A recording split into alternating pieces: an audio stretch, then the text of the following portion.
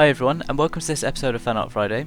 In this video I'm drawing Max from Life is Strange, and I'm really excited to finally be working on this one. I had Life is Strange written down in my suggestions list next to me for quite a long time, after seeing your suggestions in the comments, and the game itself is awesome. It was a real surprise and it was very refreshing in terms of the gameplay and the story, and I hope we see more games like it soon.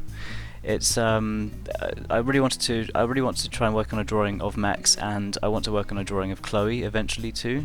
I might try and work on that for next week's video.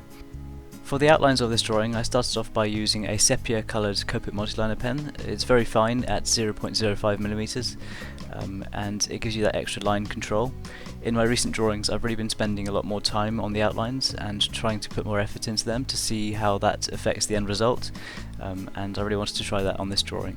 I tried to add the thicker lines kind of outlining her face, around her fringe and around the underside of her chin, making sure to really outline the prominent part of this drawing. And once the outlines were drawn, it was time to move on to the colouring, and for the colouring I used Copic Markers. I started off by adding a base layer to the skin tone with a pinkish white marker.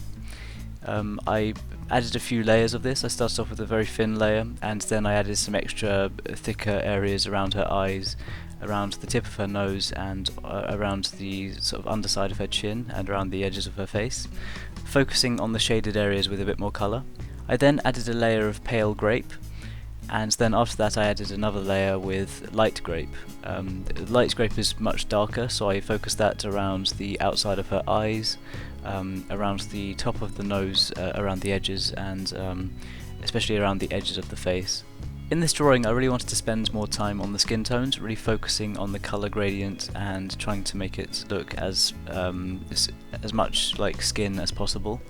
I blended a few different colour gradients into this, so I used pale heath and a bit of blush around the eyes, and I feel like these worked really well. They seemed to add a bit more colour to her cheeks. For the colour of her eyes, I started off by adding a base layer of ice blue, and then I used sky blue and process blue over the top of that, focusing the darker outlines around the edges of the iris. And then I used cool grey number 3 and 5 to add some darker shading to the corners of the eyes, and helping to make the highlighted areas of the eyes stand out a little bit more. I also then used a Uni-ball highlighter pen to add a little highlighted dot to each eye and around the lower eyelids. This highlighter pen was extremely helpful in adding some highlights to her eyes, her nose and her mouth. For the colouring of her lips, I started off by adding a base layer of blush, and then I used light grape over the top of that to add some darker outlines. And then I used a marker called Baby Blossoms. I used that over the top of it, just focusing most of the colouring towards the corners of the mouth, and then I blended that across with the blush marker again. And this created a nice smooth tone. It was very warm, and it really blended well with her skin tones, so I was really pleased with that. With all of the features of her face coloured, it was time to move on to her hair, and for the base layer of her hair colour I used champagne. I tried to keep a nice smooth colouring to begin with, and then I used the champagne marker over the top of it again to add another layer, by focusing on like the shape of the hair, adding some strands, and starting to really develop the way the hair was folded, especially around the fringe.